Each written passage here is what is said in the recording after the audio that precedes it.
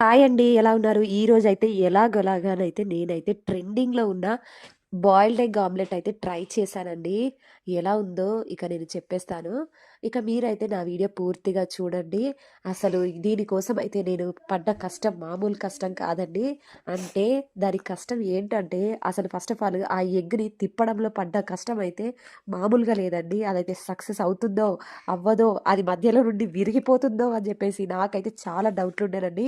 ఏం చేద్దాం చెప్పండి. ఎలాగోలాగా అంటే చాలా కష్టపడైతే దాన్ని ఇక తిప్పేశాను.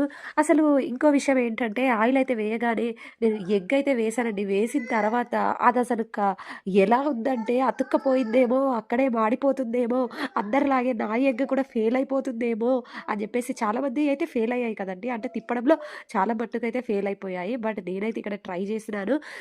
ఓకే వచ్చేసింది. మరి ఇంత బాగొస్తుందని కూడా నేను ఎక్స్‌పెక్ట్ చేయలేదు. చక్కగా వచ్చింది. మంచిగా ఫ్లఫీగా అయింది.